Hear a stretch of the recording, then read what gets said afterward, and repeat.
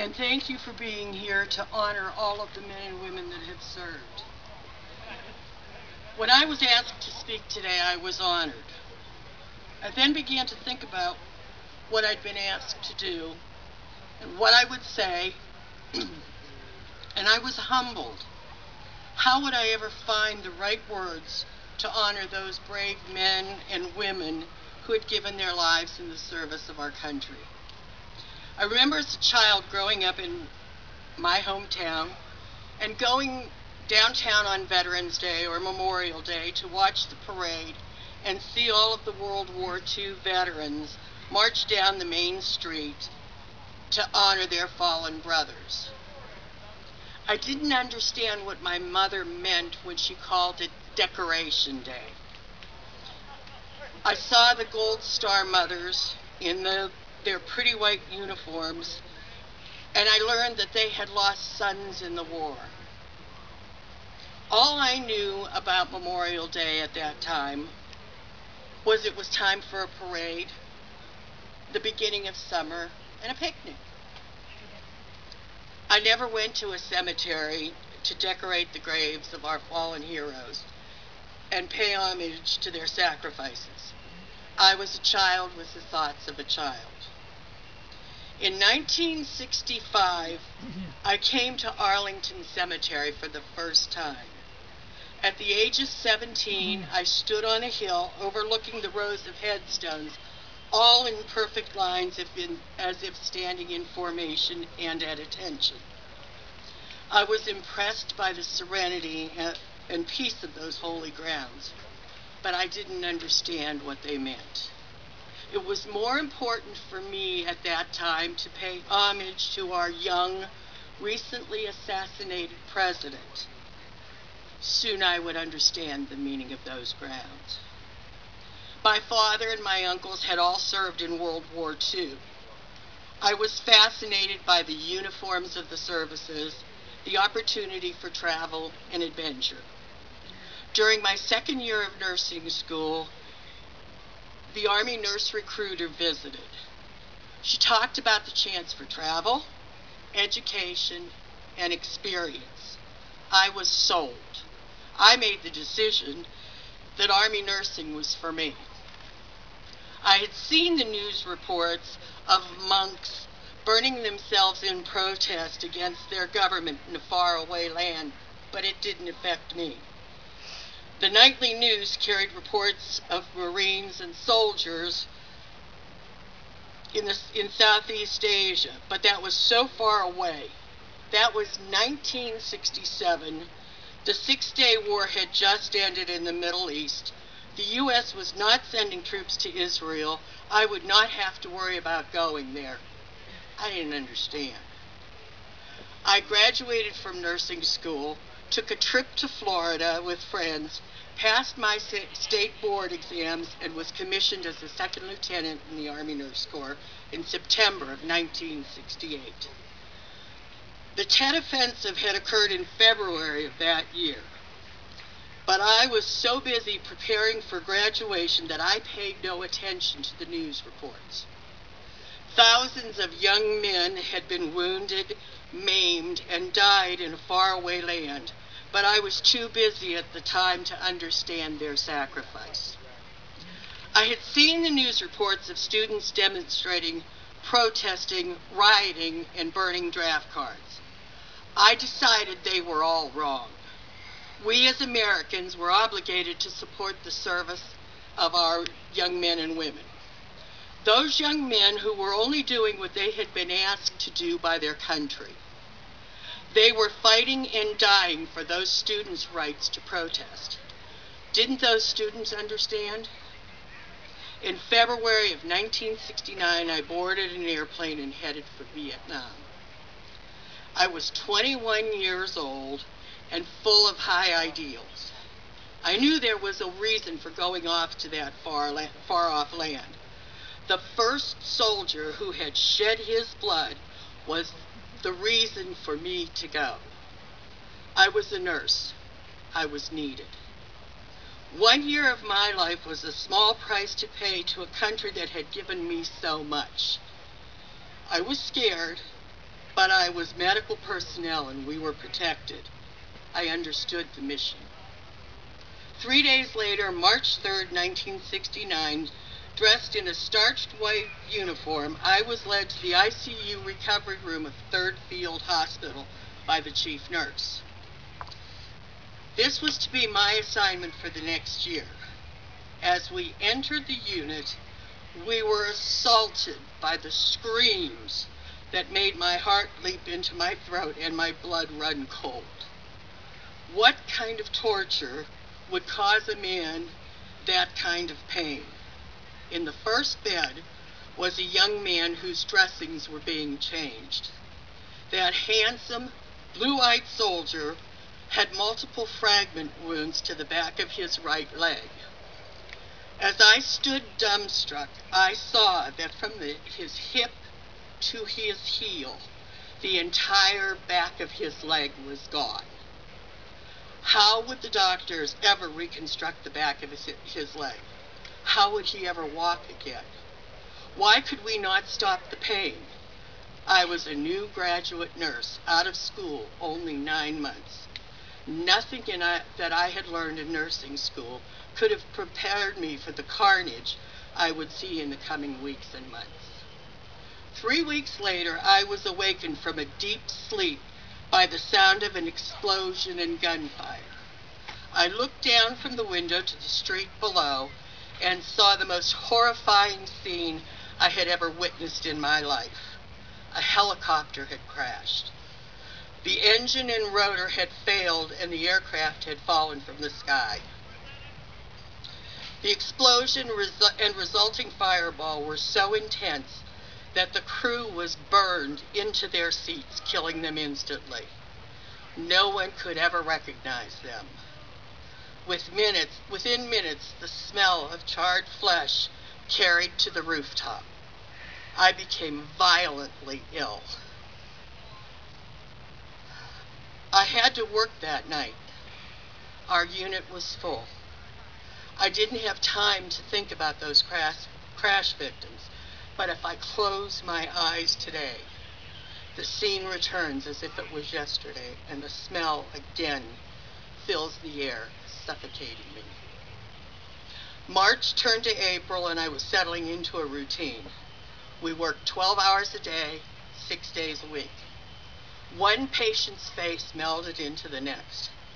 In early April, the news reached 3rd Field Hospital. A nurse had been killed in July. Her name was Sharon Lane. She was from Canton, Ohio. I didn't know her, but she had grown up 60 miles from my home. The ward where she was assigned had taken a direct hit from an NVA rocket. Sharon was the first nurse to die as a result of hostile fire. The truth hit home. Nurses weren't protected. We were not invincible. We were in real danger. But hadn't they said we were protected because we were medical personnel? How could this happen? May brought the monsoons, mud, and a new offensive. One morning in mid-May, I reported to work as usual, but this was not to be a usual day. As I walked toward my ward, I saw that the triage area was already bustling. Surgeons were shouting orders, nurses were running, and the medics were moving patients from one area of the hospital to the other. Casualties had started to arrive during the night. As I entered the ICU recovery room, the activity level was also at a fever pitch. The chief of surgery had sent word, transfer as many patients as possible. We need the beds. The offensive had been predicted since early February, and it had now started. With each dust-off that had landed, new pre-op patients were brought into the recovery room to await an OR team. With the crash of door, new post-op patients were in, and a pre-op went out. Transfer 1 from recovery to ICU. The pace never slowed. Meals were forgotten. A cup of coffee and a cigarette. Check Check the orders, hang a new IV, push antibiotics, check that chest tube. There's an alarm from a respirator. Hey, there's a bleeder loose over here. Quitting time came and went. Report had been given, and the new shift started, but no one left the unit. At least now the day shift could catch up on their charting, but the patients continued to come. At 10 o'clock that night, the chief nurse came through and ordered all day shift out of the unit. Get some rest. We would be needed the next day. When all was said and done, over 100 casualties were brought to us and more than 80 went through our unit. I remember the dressings, the tubes, the IVs, the limbs, but I don't remember a single face. I don't understand. The monsoons ended and the dry season returned. The holidays approached. This was to be my first time away from home and family for Thanksgiving, Christmas, and New Year's. I knew I could do it. I was down to 2 digits and a wake-up. After the May offensive, we would take casualties 2 to 3 times a week. We might get 5, 6, 10 at a time, but never the volume we saw in May. Thank God. I had seen so much over the past 10 months, I really didn't want to see any more. The chief nurse then decided I needed a break somewhere around September, and I was going to move to a post-op unit. The work was easier, and these patients were going home. They were surviving. December brought Christmas drops and friends going home. The doctors had gotten the word to ship out as many patients as possible so that they could get home to their families for the holidays. Negotiations in Paris were going well, and we were to start drawing down. This left us somewhat short-staffed. I was again called to the chief nurse's office. Because of my ICU nursing experience, I needed to be transferred to the renal unit. These were the sickest patients in our hospital. These patients had the most massive wounds and infections. They were in renal failure from the infections. The mortality rate was 98%. It was in that unit that I met a young man that I carry with me today. He's the one that touched my soul. Lieutenant John C. Bruton, United States Navy, was tall, very good-looking, and very athletic. He was an all-American boy. In late November, Lieutenant Bruton had been with his SEAL team operating somewhere in the Mekong River Delta when he was hit. He had taken 3 rounds to the abdomen. By early December, he was in septic renal failure and transferred to our unit. When he entered the unit, John was very sick, but still alert and able to talk to us. We learned that he was engaged. His fiancée was a flight attendant. He was one of twin sons and very close to his father. John's family had been notified that he was very seriously ill and not expected to survive his wounds. As the days passed, we watched helplessly as John's condition deteriorated. With massive doses of antibiotics and dialysis every other day, the high fevers continued. There was a raging infection somewhere that we were not beating. He was becoming lethargic. He no longer had the energy to talk with us as he had just days before. One morning, during his daily care, a spent bullet was found in his bed. No one could figure out where it had come from. The next day, I found a small hole in a fold of his right thigh.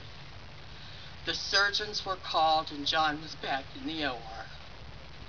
6 hours later, he returned. His right leg was gone at the hip. The Surgeons had found the source of the fevers. One of the 3 bullets that hit John had traveled through the inguinal ring and lodged in his left thigh. The entrance wound was in the abdomen. There had been no evidence of injury to his leg, so the bullet was missed and the abscess established. John's family arrived the week before Christmas to spend the holidays with him, their last together. At first he could talk to them, but as Christmas approached, the fevers continued and delirium began. Pneumonia set in. Between Christmas and New Year's, John had to have tracheotomy inserted so that he could breathe easier, and so that we could suction the excessive secretions from his chest and throat. Then he began to ooze blood from all of his wounds because of the high levels of heparin from the dialysis. Then came the respirator. I worked the day shift on New Year's Eve, 1969. By this time, John was comatose, on a respirator, and 6 hours of dialysis every other day. Oozing blood from everywhere, his daily care took about 2.5 hours each day.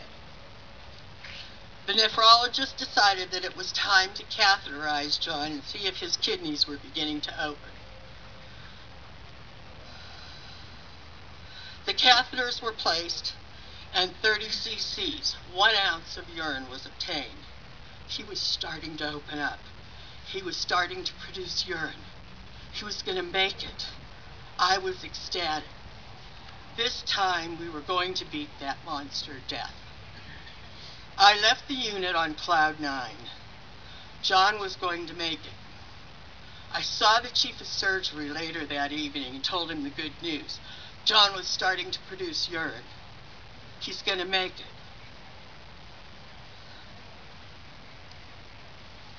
Dr. McKee took me by the shoulders, looked me straight in the eye, and said, "Pat, he's not going to make it.